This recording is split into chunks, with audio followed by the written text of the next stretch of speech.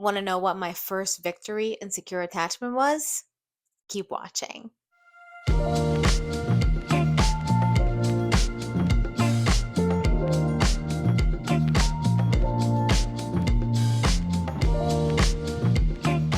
People often think becoming secure attached begins when you heal. It doesn't. It begins the day your pain finally becomes greater than your fear.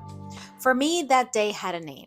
Brian. After college, I lived in a house with 3 roommates. One of them was Brian. He was handsome, charismatic, and the kind of man who attracted attention everywhere he went. Out of all those women, he chose to date me. At least that's what I believed. If you're new to this channel, I'm Marianna Turov and I'm the founder of NeuroIdentity. Don't forget to give me a like and subscribe and leave me a comment. It really helps my channel and it really helps my mission to rid anxious attachment from this world, because you and I know anxious attachment hurts too much. The reality was much more confusing. We hooked up a few times while we lived together in the same house as roommates, but he refused to commit. He always kept me at arm's length around his friends. He wanted to appear single. He couldn't bring himself to introduce me as his girlfriend. I was close enough to keep around, but never close enough to be fully chosen. Do you all remember Hurricane Sandy? So, when Hurricane Sandy hit, everyone knew a storm was coming, but no one imagined the devastation it would cause. That year, Brian had a trip booked to London for that very same day the storm hit. So transportation was shutting down, roads were closing, and our home was directly in the storm's path. He had a choice: either stay with me during one of the biggest natural disasters we've ever experienced, or make every possible effort to get to the airport. He chose the airport. I watched him leave while our neighborhood prepared for disaster. That moment told me everything I needed to know. Our house flooded. It was severely damaged. My roommates left to stay with family. I stayed with a friend and later hired people to clean up the destruction of the house. When Brian returned from London, we moved into separate apartments and continued dating. This time, he finally called me his girlfriend. Obviously, that was more of like a consolation prize for leaving me during the disaster, but I took the prize anyway. But you know what? Nothing changed. He remained inconsistent, emotionally unavailable, hot and cold. He kept me just happy enough to stay, but just unhappy enough to constantly question the relationship. I was exhausted, and for the first time in my life, I scheduled a therapist. And she suggested EMDR therapy to help me process my childhood experiences and my trauma, and warned me that I would need support afterward, at least after the first session. So I asked Brian for one simple thing: I'll really need you after my EMDR session tonight. His answer: no, I have a bachelor party. I remember asking him, if I'm your girlfriend and I need your support, why won't you be there?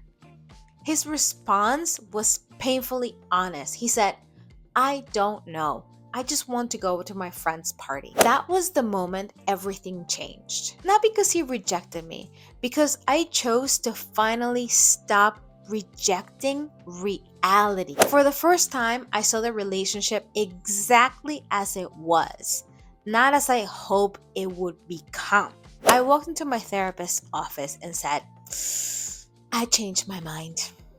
I don't want to do EMDR on my childhood today. I need you to help me be strong enough to get rid of this. Then I did something that changed my life. This was before social media, okay? I'm not that young. I opened Google and searched every feeling I had. Why was I anxious? Why did he pull away? Why did I feel addicted to someone who gave me so little?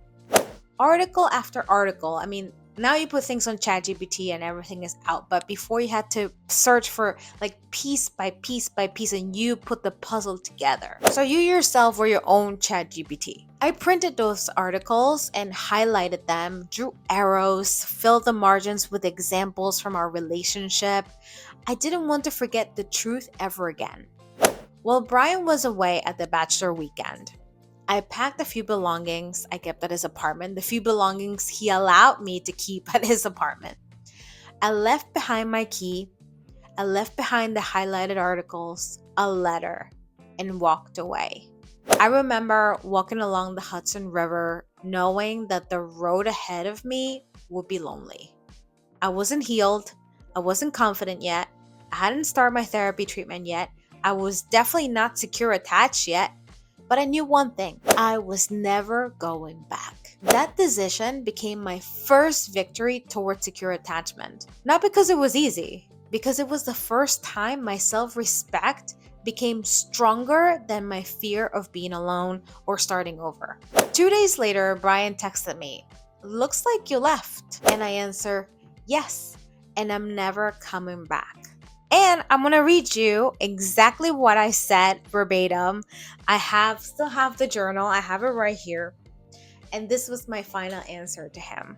I said, "Yes, and I'm never going back. You're the worst, most useless, dysfunctional, hurtful, insecure, mindless, most avoidant partner I've ever had, and I hope to Christ," mind you, I'm Jewish, "to never see you again because you're a monster and I want you to go straight to hell." I knew that chapter of my life was over and the healing had just begun. Over the following year, I immersed myself in recovery.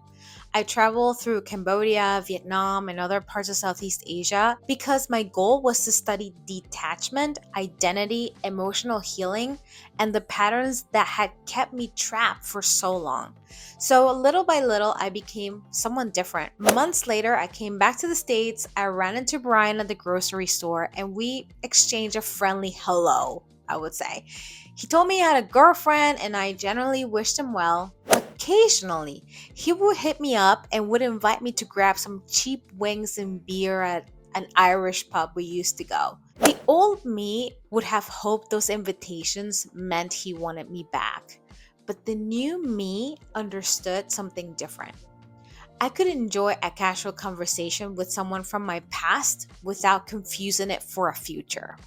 One evening, I looked at him and said, "I like you as a friend, but I'm not going to become the phantom ex all avoidants have. I'm not going to be the woman you used to emotionally distance yourself from your relationship." So he just nodded, right? And that was the end of it. That conversation showed me how much I had changed. The woman who once begged for consistency was now protecting her own peace. People often ask me how to become securely attached. They expect the answer to be meditations, affirmations, therapy, books. Those things matter. I know that. But before all of that comes one terrifying decision. You need an exit strategy from that anxious avoidant trap. You need to become willing to leave the relationship that keeps teaching your nervous system that love is uncertainty, that love is crumbs. Because secure attachment doesn't begin when someone finally chooses you.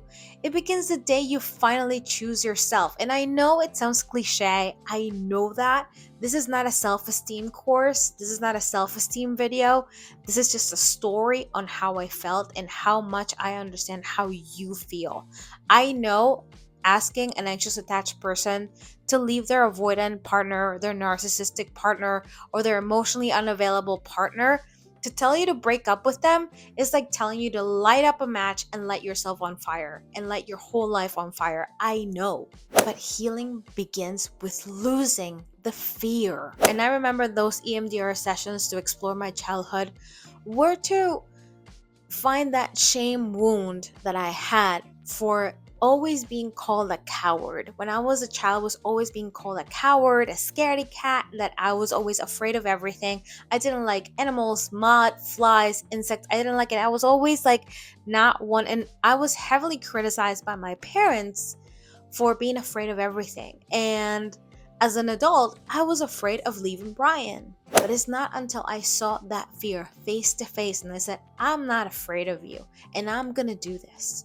because I know those layers of fear that you have, that your life is going to be boring, that your life is going to be lonely, that it's going to suck, that then you're going to go back. You really have to focus first on losing the fear of starting over. And I know it's hard.